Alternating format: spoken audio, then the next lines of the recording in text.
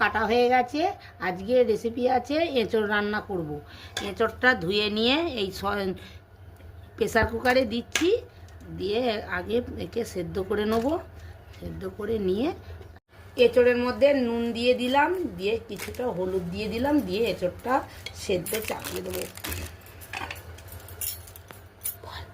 4টে বড় সাইজের পেঁয়াজ আর 25 গ্রাম আদা আর রসুন 10 কোয়া মতো রসুন, আর লঙ্কার পরিমাণটা যে তোমরা যদি বেশি খেতে চাও ঝাল তাহলে বেশি দেবে, যারা কম খাবে তারা কম দেবে লঙ্কা। এইভাবে রান্নাটা করতে হবে। দিলাম, নিয়ে তেল ঢেলে দিলাম, দিয়ে কাঁচা তেজপাতা দিলাম। আপনারা যদি কাঁচা তেজপাতা ছিঁড়ে দেন দেখবেন নতুনের টেস্টটা খুব সুন্দর হবে। তারপর পেঁয়াজটা দিলাম, পেঁয়াজটা দিয়ে এবার একটু ভেজে নেবো পেঁয়াজটা। তারপর লঙ্কা দিলাম, দিয়ে ভেজে নেব। পেস্টটা দিলাম,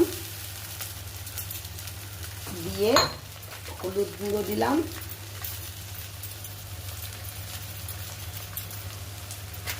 জিরে গুঁড়ো দিলাম,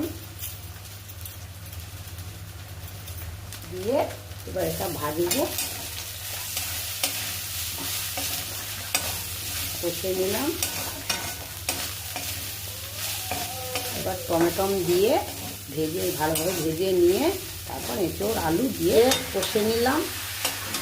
কষে নিচ্ছি, দিয়ে তারপর আলু দিয়ে, আলু সেদ্ধ করাই আছে, আলু সেদ্ধ করে দিয়ে এঁচোড়টা একটু ভালোভাবে কষে নিয়ে ভাজা হয়ে গেছে। এবার আমি নুন চেক করে নামিয়ে নিচ্ছি।